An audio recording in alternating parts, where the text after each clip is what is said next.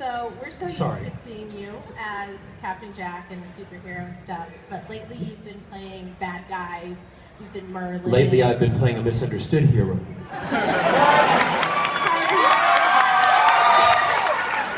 You have to admit you were pretty bad in Desperate Housewives, though. I mean, I was. You blew up a house. Yes, I was an eco-terrorist. Yes. So, Yes. How has the transition been from being so loved to being someone who's love-hated, who's someone misunderstood so much? Well, you say that, but Captain Jack was love-hated, believe it or not, because the day that I murdered my grandson to save the planet, I was in the, we did it, and I met Bear, the kid, he's a man now, the kid who played my grandson. He came to one of my concerts, and he came up to me afterwards, and he said, "John, it's Bear," and I went, "Oh my God."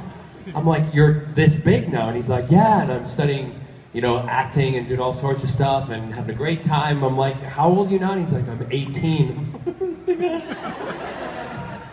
But when I was doing that sequence with him, I told him, he said, "What can I do, John, to make this a little better?" And I said, "Well, when you look at me, when we're doing the sequence, don't take your eyes off of your grandfather, right? Don't take your eyes off of me." And I said, "What I want you to do is I want you to start just lightly shaking.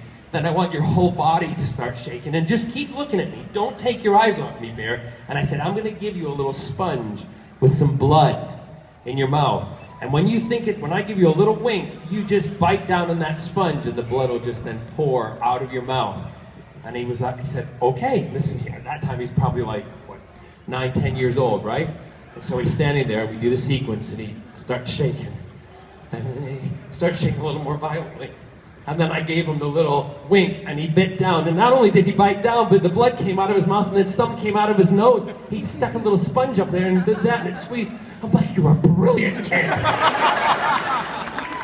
And then he dropped to the ground, and people afterwards, I went to the supermarket the next, after the episode had aired. And the day after I was in the supermarket, I was in the frozen food section. Yes, I like my frozen food. Scott's like his fish fingers, don't you, Scott? Yes, we were in the frozen food section, and this woman walked, literally, I was there, she did one of these. "I hate you for what you did." What, did I touch your fish? I don't know. "I hate you for what you did to your grandson, but I still love you." Oh my God, John Barrowman.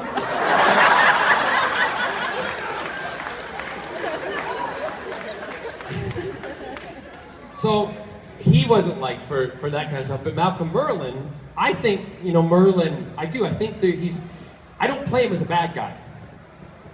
I play him as somebody who, it's gonna sound... He gets the job done. Thank you!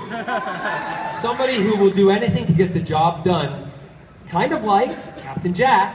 If you're in the way, and you're involved in doing something that's going to cause humanity to suffer, in my eyes, you're done. You're out. That would be Captain Jack.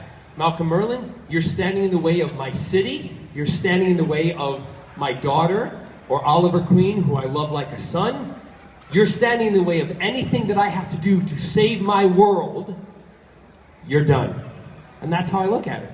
And I play it that way so that I try to do something different each time, because when Malcolm is talking to you, if you get a smile from Malcolm, you're in trouble. Big trouble. And I try to do that because when people, they're online, they're like, "Oh my God, he totally smiled at him! It's gonna hit it now! It's all gonna happen!" And I love that. But I do get it with Malcolm. I get, "Man, I love you, but I hate you." I'm like, "Thank you!"